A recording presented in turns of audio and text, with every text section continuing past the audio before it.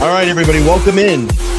It is Sunday. It is Sunday. It is football Sunday, and I'm happy my Patriots won today against the Tennessee Titans. So I'm really happy about that. I hope everybody's doing well on this Sunday, and I have a really special guest here that reached out to me a couple days ago and has been watching my coverage of the Robert Brooks case, and he is a retired New York State correctional officer. His name is Curtis Brown. He spent 28 years inside the prison system, inside those walls, basically, having that career behind the walls. And we're going to hear about his career today. Actually, in 2021, he released a book called 25 Years in Hell, and talks about his experience behind the walls and in and out of the prison system. So very, very nice to see some people here. We have, let's see, Lewis saying already, it's late here in England, but I appreciate your coverage of this awful case. So we have a lot of people from across the pond watching the show today. LS says she can't stop thinking about this case. Nice to see some channel members in here. Come on in and smash that like button. But it's not like let Curtis wait too much longer. Let's bring him on stage here. We'll have a conversation tonight, and he'll give us his thoughts on the Robert Brooks case. Curtis, how are you? Good to see you. Good, and you? I'm well. How's your Giants doing? Are they winning? They're winning still 13-0. Yeah. All right. I love it. I love it.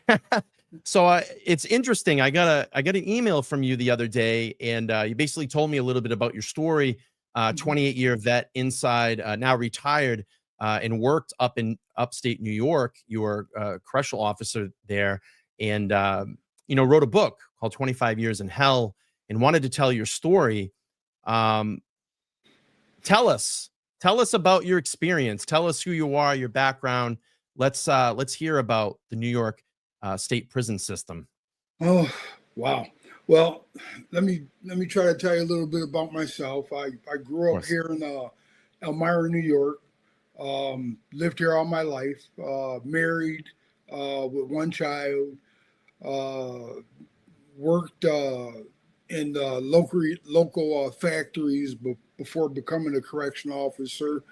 Became a correctional officer back in 1988. After training, went from training to Sing Sing was my first jail.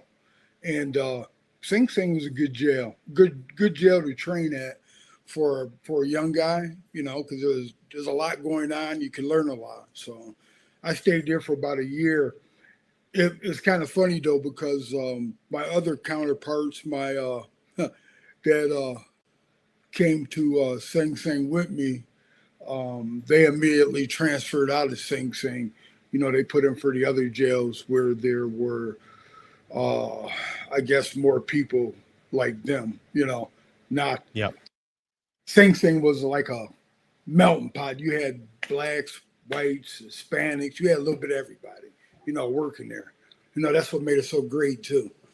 So after I stayed at Sing Sing for a year, I went from Sing Sing to Sullivan. Sullivan was something else. I used to carpool from Elmira to Sullivan was 3.5 hour carpool each way. So wow, 6 hours on the road each day, So I did that for about 9 months. Went from Sullivan to Southport, and I was at Southport for probably about a year. Southport was just like a Sullivan, but Southport was more locked down. It was 23-hour lockdown. You only get 1 hour rec at Southport, which closed now. But I stayed there for, like I said, for maybe almost a year. And then I ultimately transferred to the Elmira Correctional Facility, where I did the stint of my career, where I did 19 years. Wow. Yeah, so you ended up ultimately finishing there. Did you have any interactions with Mohawk or Marcy, or did you know anybody that worked at any of those facilities? No, but Most of the upstate jails got the same vibe. They're all just all one, you know what I'm saying? It's one vibe. You And know? what's the vibe? Tell us what the vibe is. Uh man. Uh well, well you gotta look at where these prisons are located at. These prisons are located in upstate New York, in areas that are mainly primarily white, and so you put a prison smack dab in the farm in upstate New York, where these people have never interacted with minorities before, and then you throw them in a prison that's 80% minority, and Mm, they've never, had an interaction with a minority before outside of maybe on TV or in the news, you know? So yeah. you're just asking for problems. So you do 28 years inside, you decide to get out and write a book. What were your expectations going into the profession and what you actually experienced in the profession? So I'm sure you went in with some type Mhm. of expectation, and did it live up to that expectation, or what was your actual experience? Nowhere near my expectations. The reason I became a correction officer, my uncle was a correction officer. And so I followed more or less, I followed in his footsteps, you know, Mhm. living in upstate New York, job opportunities, you don't have a college education or limited. State job comes around, you make good money, good retirement, a lot of benefits there, good health care.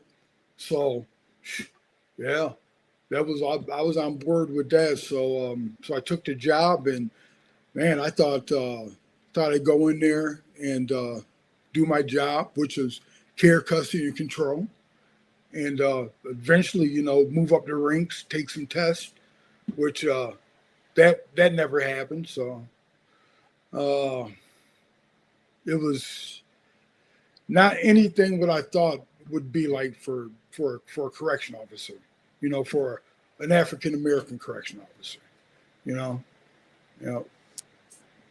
So you talked about, trying to move up and rank up through the system. What do you think were some of the things that held back? Do you think this was a race related thing? Were there cliques in between the COs? Tell us a little bit about that. Well, I can tell you one thing funny about um, the hiring process to go from CO to sergeant, from sergeant to lieutenant and above. It always seems like these guys, if their dad was a sergeant or a lieutenant and they took the test, they became a sergeant. It was almost it's like it's all in the family. They kept it all in the family. You take the test and they're grading the test, so you never know what you really got on the test. And for me, I could never really move up because after I tried to expose the system for what it was really worth, after I was discriminated against, harassed, assaulted, you name it. You know what I'm saying? They treated me worse than the inmate. Yeah, worse than the inmate up on the hill in Elmira. So you're saying your fellow workers were treating you this way? Yeah, Correct. You know, yeah. you know, Tell just us a for little bit about that. like all right, when I first came to Elmira, I first started working there. Let's see, I think it was 1997 or eight. Um, it was a cold welcoming because prior to me coming to Elmira, I worked at Cayuga Correctional Facility, Mhm. which is another facility that's stuck out in the woods in Cayuga County. So when I worked there, I had some issues with some guys. I ended up when I first got there, there was a few minorities there when it first opened up. And when I got there, these guys were ahead of me, and they all branched off and went to different jails and left the jail. And when they all left, it left me there by myself, and it wasn't very good. You're talking about a state facility, run facility, with one African American correction officer that works in there out of 300 employees. How's that even possible? You know, so the guys started mouthing off and carrying on, and me, if I can't fight you physically, I'm gonna lose my job if I put my hands on you. I'm gonna fight you with a pen. I'll fight you with a pen. We'll play I'll play this pin game with you all day long. We go back and forth. You harass me, I'm gonna write you up. And this is what we did. And these guys would harass me, and I would write them up. And when you start doing that stuff like that, you get the name a rat. You're a snitch. In the prison system, which they have wrong. Because that's why the system is like it is now. Because that term. They use that term to keep good people from being just that, from being good. They use that term rat, so you won't tell, you won't inform on, what's going on, what's wrong, So after I, left KU, I went to Elmira. I had that reputation, quote, as the rat. So it was a cold welcoming. And then they kind of like warmed up to me, the whole jail. For like 3 years, I had a good, at Elmira. It was pretty good until the millennium, 1999. I had so good at Elmira, I was on the CERT team, the emergency response team in the jail. That's the team that responds to emergencies. Yep. And I was the first African American ever on the CERT team, correction officer. So I'm on the CERT team, and guys didn't want me on the CERT team. Some guys didn't care. The real cowards, the tough guys, the cowards, because they're the cowards. So we had the millennium, and they thought statewide there was going to be a problem. So they went on more or less standby in the correctional department for New Year's Eve, for the millennium. So we were all teamed up, and we went to the army,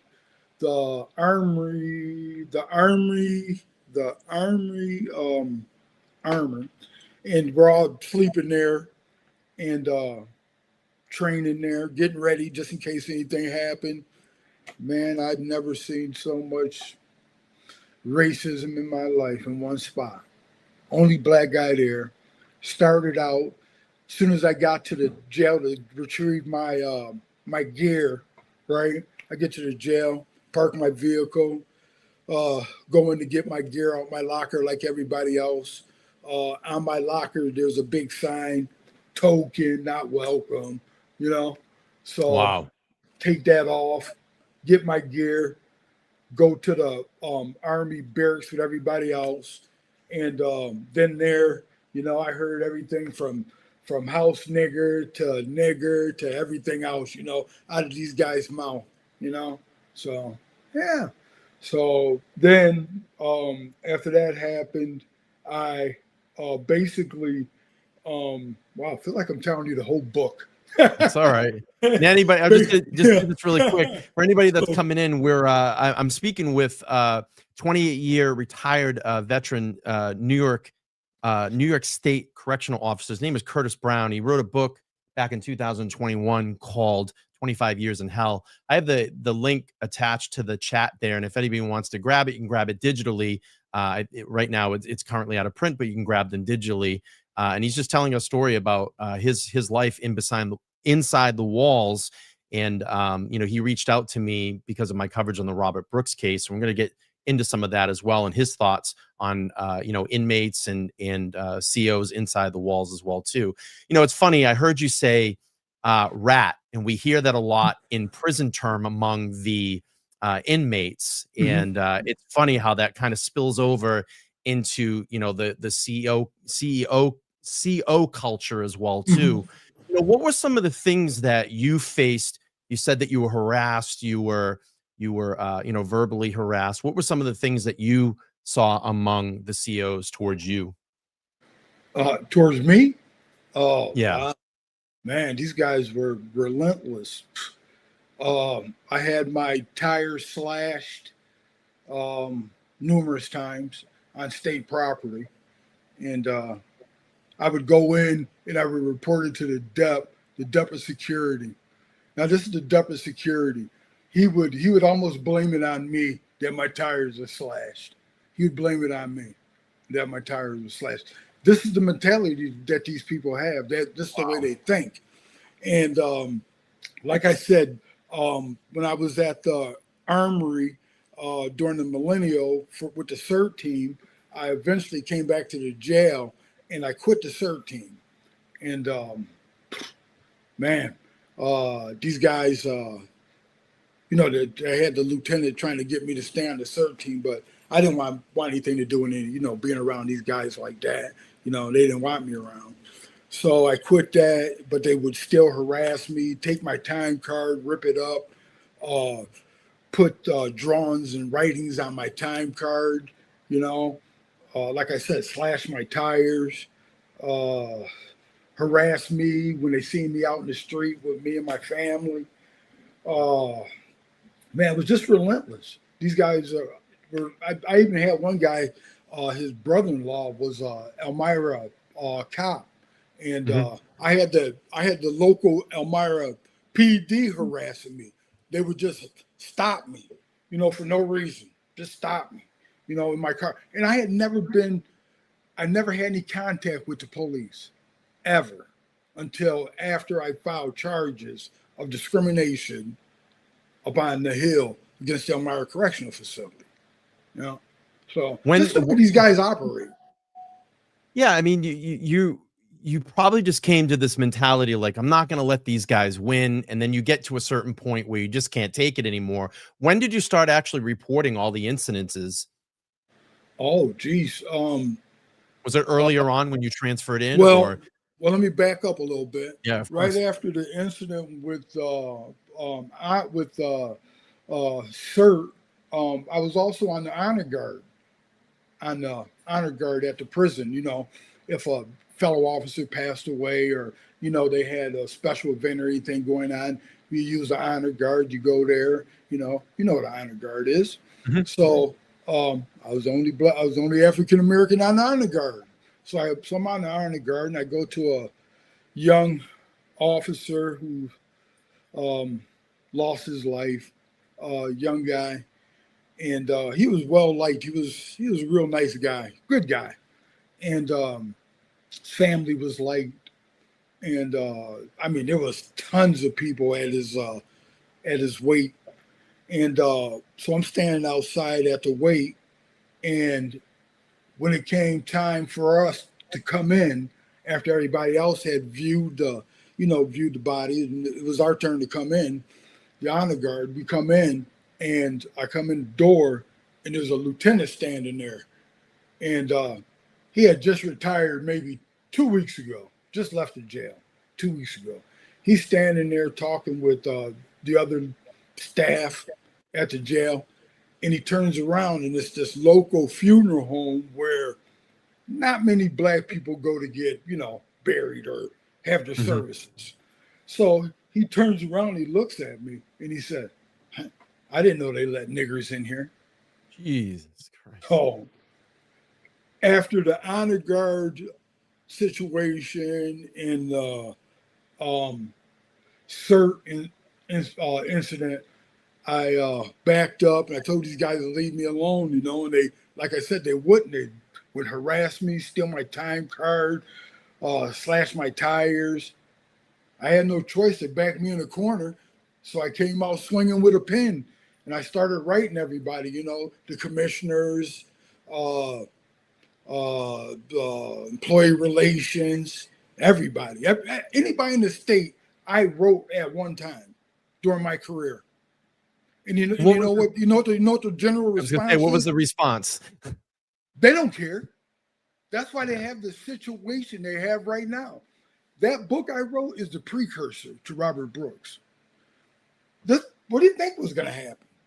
You allowed the system to run amok, for years and years and years, with nobody being held responsible except for the messenger. Whenever the messenger came and reported stuff, they would find you at fault. You're the bad guy. You're wrong. So this is what they have. So did you see? So you talk about all the racial epithets that were thrown at you. Was this common language and culture inside versus towards the inmates as well too? This is how they were treated and spoken to the same way. It's probably worse. Right? You can think if they did me like that, Yeah. correction officer. Yeah. How do you think they treat the inmates? Yeah. Tell us about that. Yeah. So the inmates weren't treated very good neither. They were treated worse. Just like same thing, harassed. They do anything they wanted to them. If they could do me like that and get away with it, they could do the inmates like that and get away with it.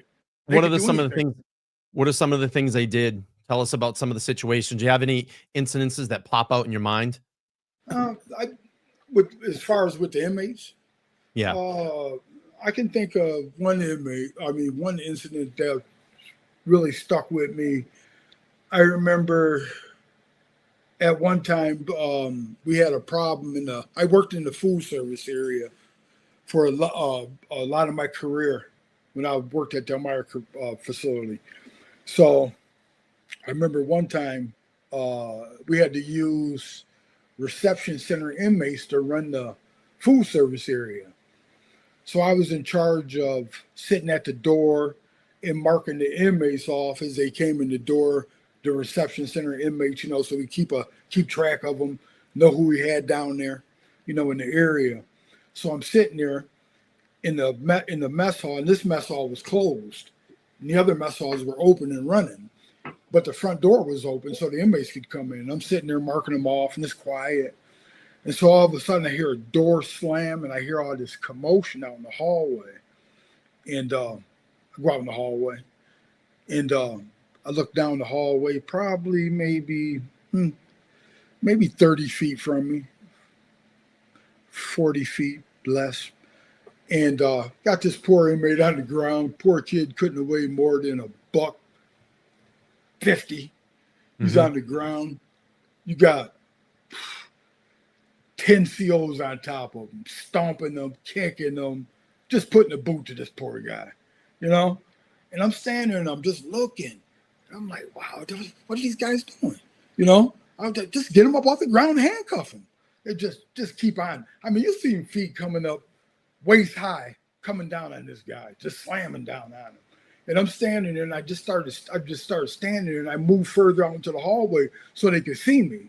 And when one of them noticed I was watching, they stopped because they knew I was going to tell.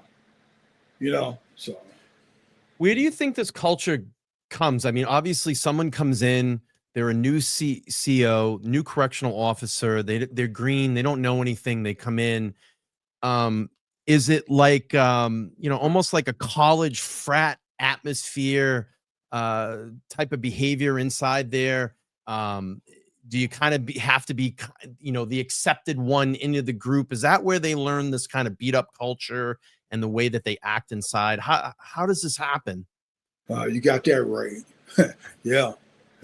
Just like going from 12th grade to 13th grade.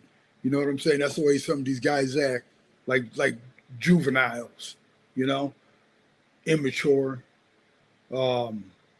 just want to do what they want to do. A lot of guys like to party, a lot of gamblers, it's just like you said, like a frat house, Yeah. And these guys, they get together, and if one lies, the other one lies. They all lie together. It's funny. We used to call it liamony, not testimony, liamony. Yeah, I'm going to liamony. You know, it's not testimony. You know, yeah, yeah. So where do you think that culture comes from? Is it from just the obviously the CEOs that have been there for a while, and if you're kind of not getting into that group, you'll be ostracized as well, or how do they take on this persona?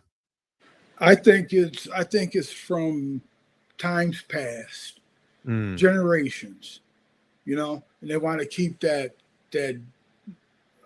energy going that their fathers, grandfathers, uncles, you know. I remember this one guy.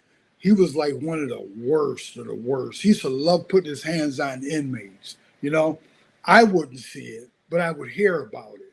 And I wouldn't hear about it just from inmates. Staff would tell me too, you know. And his father was one of the worst people that ever walked the earth, man. As far as uh, having respect for human life. You know, he would. This guy wore a pair of cowboy boots as his work boots to work, pointed cowboy boots, and he would put the boots to inmates. They said, you know, wow. and so his son grows up and becomes a correction officer. What kind of stories do you think this kid used to hear at his dinner Yeah. table? No, you're right. You know what Yeah, I'm you're right. saying? And so Yeah. now we got him. He's working at the jail. This is nothing but his father reincarnated. You Yeah. know, so this is where it comes from. Generations. Yeah. You So know? you write your book, 2021, it comes out. What is the response from your union? What is the response from your peers? How is your book perceived? Oh man, mute. Nothing. Nobody. Nothing. I even sent copies to the state because I thought maybe that'd be a good book for a young correction officer to read before Yeah. before they take the job. Because there's a lot of stuff in there they could learn from what to do and what not to do. You know, things I've seen and. So I sent copies to the state. Nothing. Nothing. Nothing. No. I had a couple of correction officers reach out to me. They enjoyed it. A couple of people. But we think about the state and we think about Robert Brooks and we think about the prison system. Look at what goes on out here in society right now today. People don't even care about us out here, let alone caring about somebody locked up in a prison. So that's sad sometimes, but that's the way it is. Yeah, it's very true because I always talk about, like, you'll see these incidences where, you might see in some major city or somewhere around the world, you see someone that's down on the ground and they're literally getting their face kicked in. And what is the first thing that everybody starts doing? Taking their Yeah. phones out and they record it. No one steps in. No one Yep. says stop. No one says no. And that was the whole thing about, Robert Brooks in this case, and where we have the three individuals that are on trial right now, and deliberations will go back.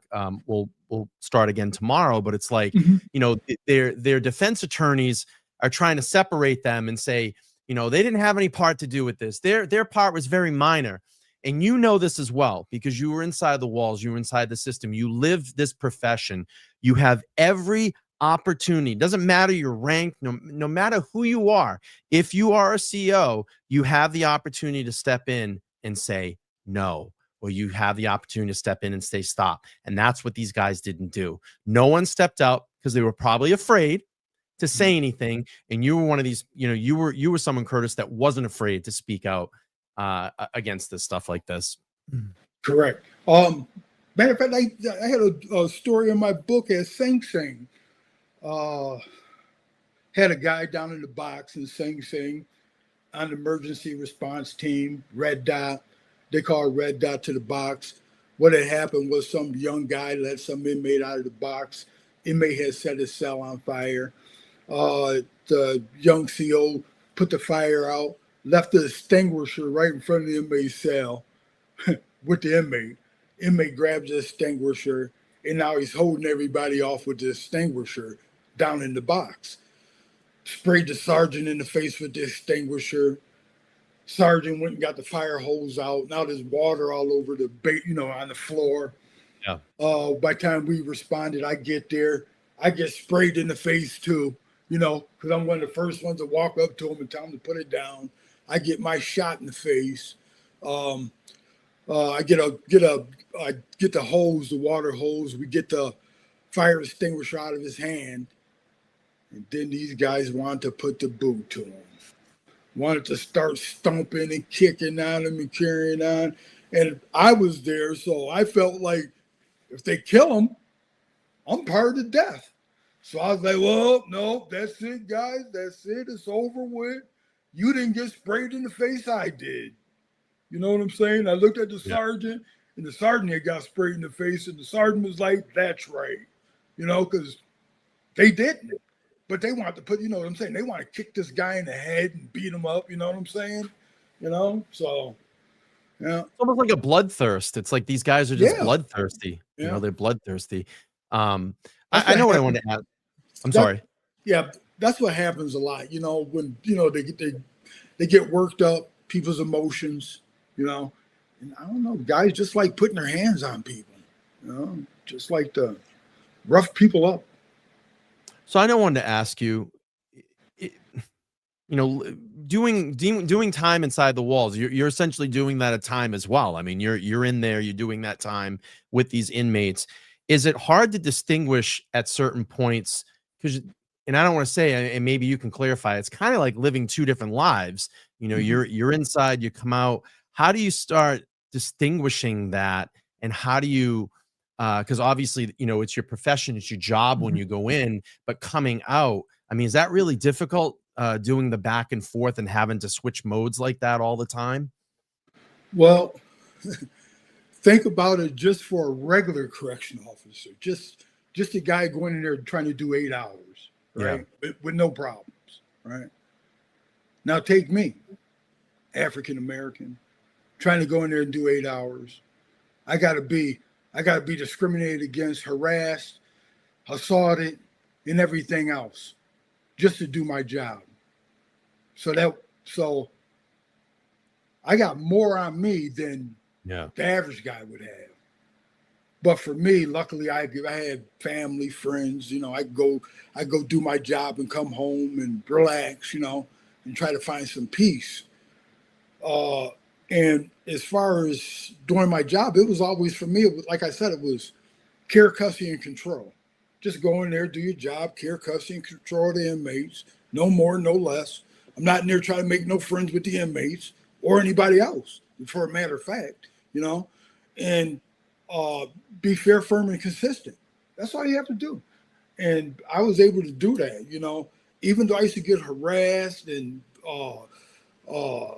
retaliated against, lied on. Do you know what an NOD hearing is? A notice of discipline. Okay. Yep. You go in front of an arbitrator. Yeah. Yep. I was the only correction officer out of 430 correction officers at the Elmira Correctional Facility being disciplined. For what? Being sent to the arbitrator. For what? What was the said alleged charge? For anything they could come up with. They would lie on me, set me up, they would send guys at me and try to say I started a situation that they started, and it would cause arbitration.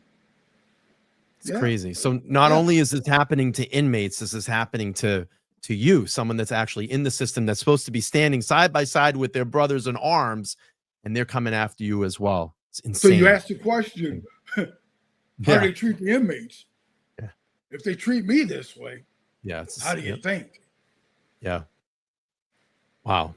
Incredible story. So tell me, what has been probably one of your craziest experiences behind bars? Have you ever been in any type of danger, any type of riot situation?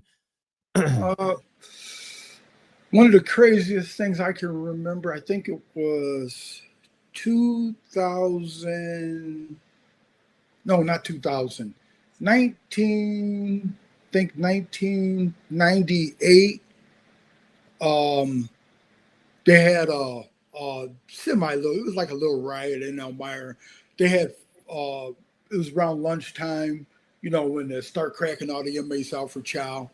Yep. and they fights broke out in every area in the jail, every block, down the corridor. There were fights. There were fights all over the place. Fights in the mess hall. So that's probably about the wildest thing I've seen in prison while I was there in my 28 years. So that's pretty good. The most dangerous thing I had done to me, though, the worst thing I had done to me, I had a steel chain wrapped around my neck by a fellow correction officer in a mock lynching. Really? Tell us about that. Well, I was slated to go to one of the many NOD hearings that they were sending me to. And I was standing by this roll-up door, and the door had a large chain on it, on the side of it, that you lock the, you use the chain to lock the door mechanism. Thick chain. So I'm standing there at the door waiting to go out. And this guy, he creeps up in back of me and grabs the chain and proceeds to wrap it around my neck. And before he could tighten it up, I pried it from around my neck. And he said, "Oh, I was just going to lynch you because you're getting ready to go to your hearing. I was going to lynch you before you went." Jesus Christ. And you report this and nothing gets done. Nothing. I wrote the governor, state attorney general, IG, everybody. A steel chain wrapped around my neck on New York State property, and nobody did nothing. This is why they have what they have going on. It's because they never cared. They allowed it to go. They allowed all this to go on. Everything.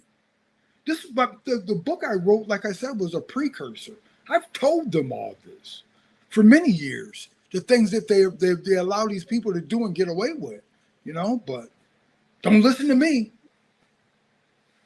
Do you think this situation with Robert is going to change or make any changes within the system? Or do you think this just gets passed over?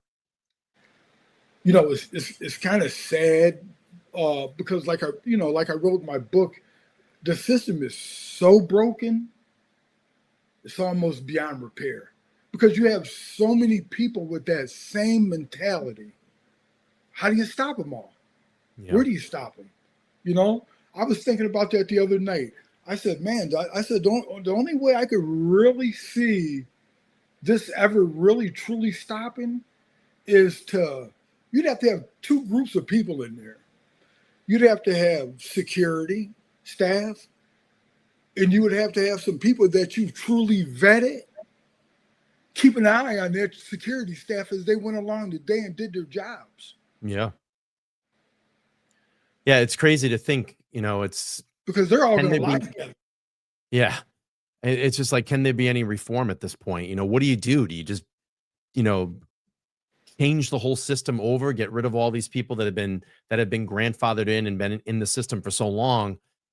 Because it all starts with those people that have been in the system for a long time. It's that mentality, like we talked about, and it's that trickle down effect. It just keeps trickling down, and that's how probably all these other young COs that come in, they get corrupted. They get corrupt by these people that have been in power and tenure for such a long time. Wow. Yeah. So let's back up a little bit. So you hear about Robert Brooks. You hear about the murder of Robert Brooks. What was your initial first reaction to this? And what were your initial thoughts when you heard about this? Wow. Jeez.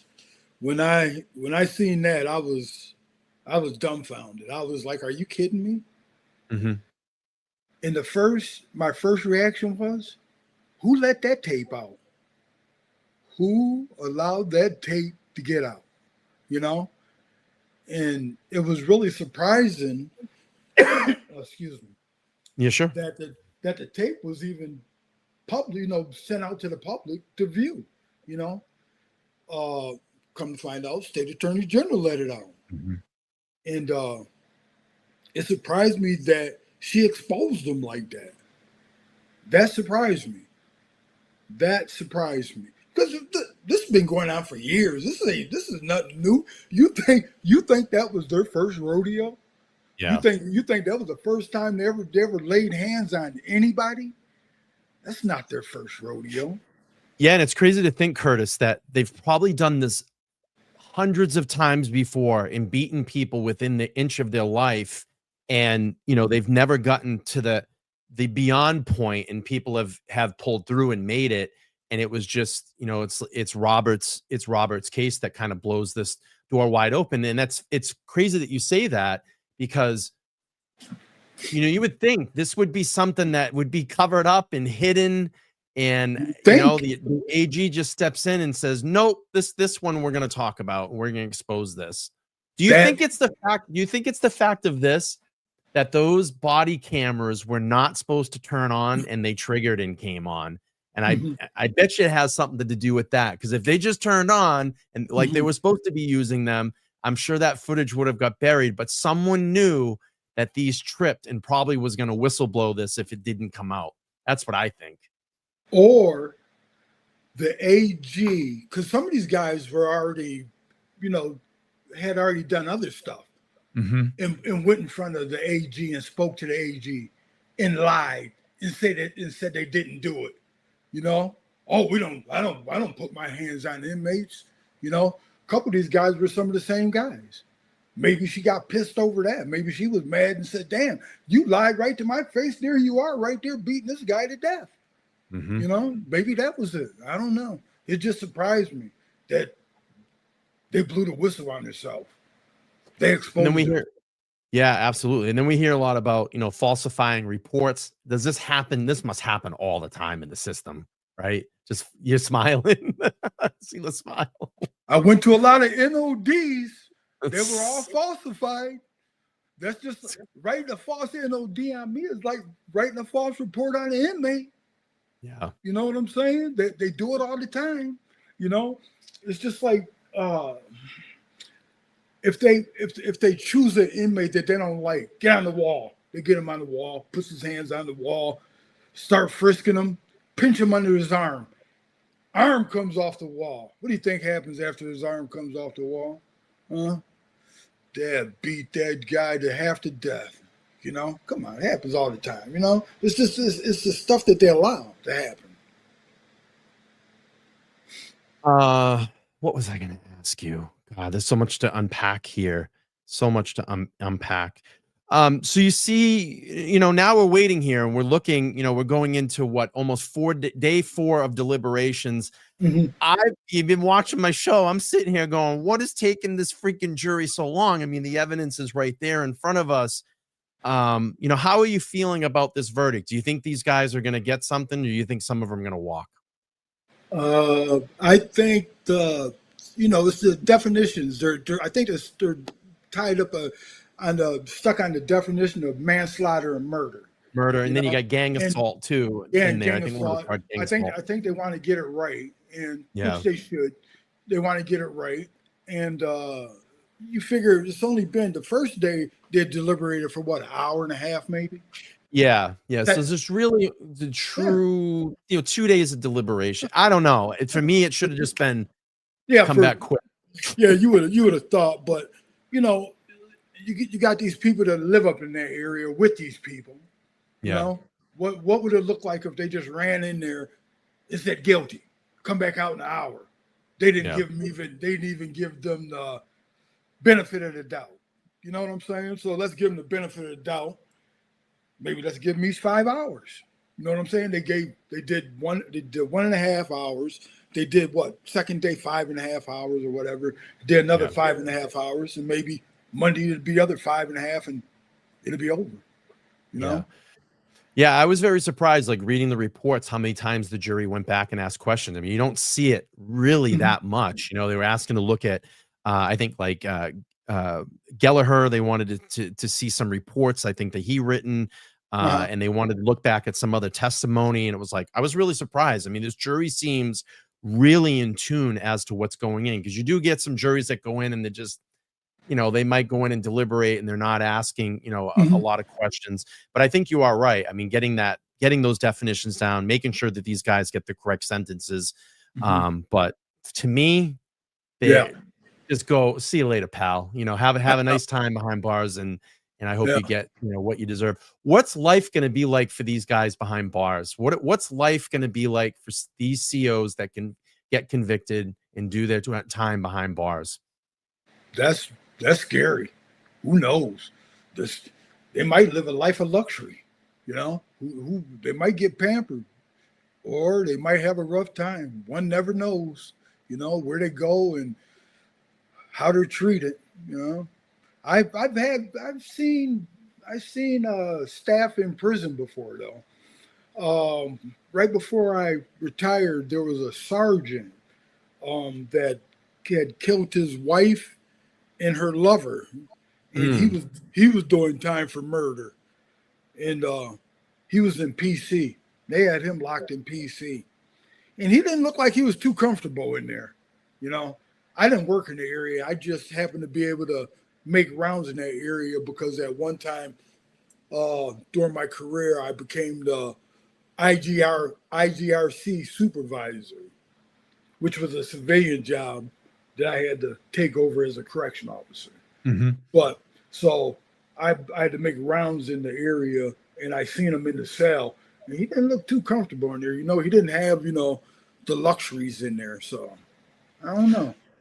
You think listen, I think the word's going to get around no matter where these guys go. I think there's going to probably, in my opinion, I think there's going to be some inmates waiting for them to tap into the system. And I'm sure that they're going to not want anything to do with the New York State prison system, and probably will all request transfers out from out of that area, because this is going to be very fresh in New York State. What do you think about that? You think these guys are going to want to get out of the state? Oh, I don't know. I don't know what they're going to end up doing with them. They might have to take them all and put them in one area in a jail, just all in one area, because there's so many of them. Look, that's just these guys from this one trial. Now we got this other trial coming up. We got these other guys. So what? We're going to end up with what?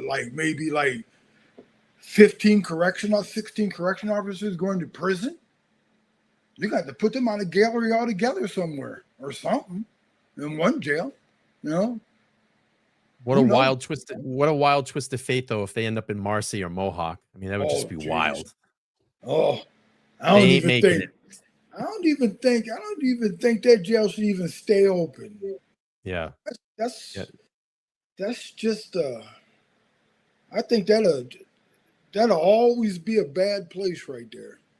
Did you hear any of the rumors about Marcy and Mohawk, during your time and when you were active? Because that's got a pretty crazy reputation up there from what I heard.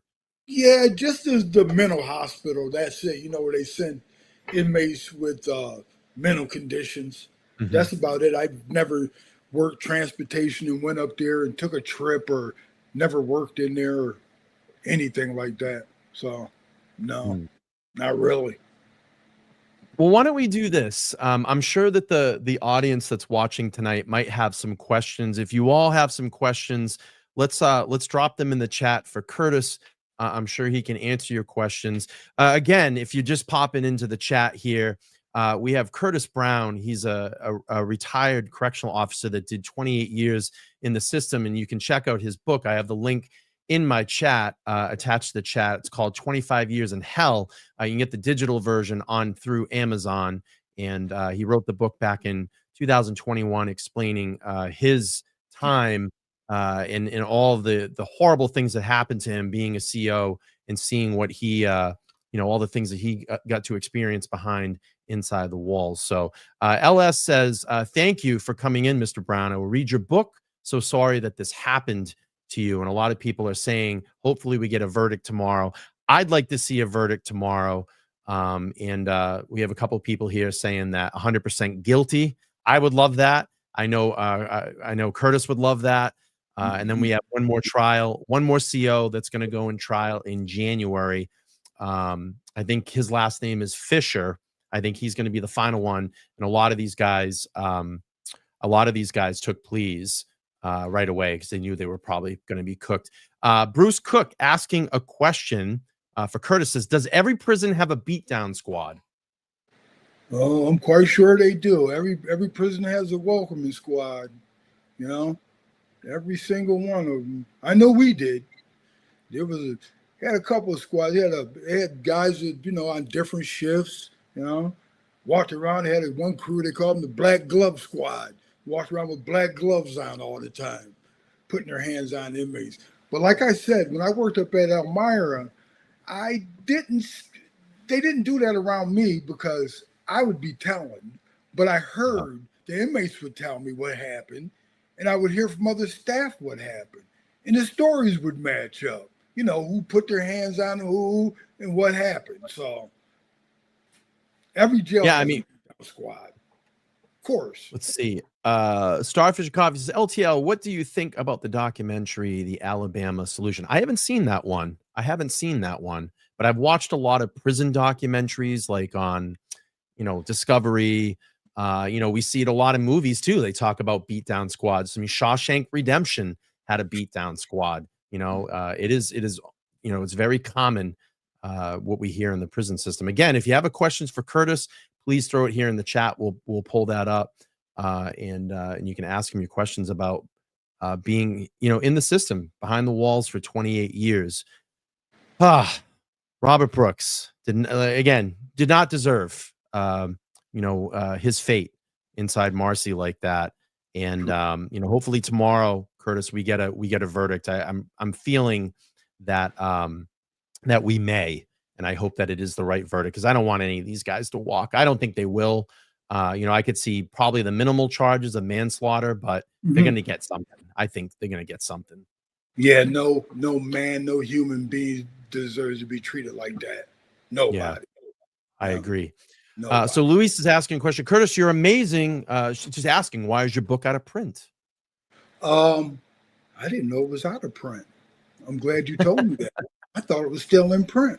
It's out of print, but we do have, you can get the digital version. You can pick that up there. Is it Barnes & Noble still? Is it in print in Barnes & Noble? I have it on Amazon. That's where I have pulled it up on. You're linked to Amazon, so they can get it on Barnes & Noble too. Okay, perfect. Good to know. Good to know. Let's see. Tammy's asking, Curtis, were we ever in Dannemora? Oh, Clinton? Oh, thank goodness. Thank God, no. Oh, geez. Tell us about Clinton. You see, Clinton. See, that's another. See, that's the thing. These jails like Dannemora, right? You got a state-run prison.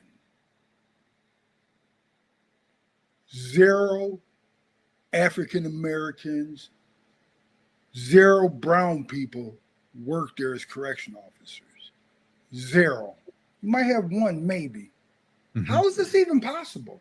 Yeah, I think. See, when you have a mix of people, you have less problems because when you have just one general group of people, they tend to think like each other and they bond together with each other. They lie together with each other.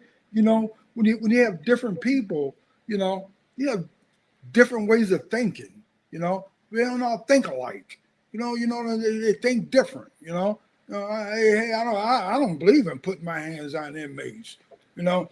I only put my hands on inmates if they touch staff. And then you got the guy, you got the wild animal. I put my hands on inmates anytime I want to, So you got different type of people. That's the problem. You need you need more of a cultural diversion in there. Right? A mix. Of course. Yeah, I agree. I don't care is asking, how did your family, wife, partner feel about your job? Did they ever try to talk you into quitting and starting something new? That's a great question. Oh, yeah. Well, that's just like I said, I live in Elmira, New York, upstate New York. Not a lot of jobs here.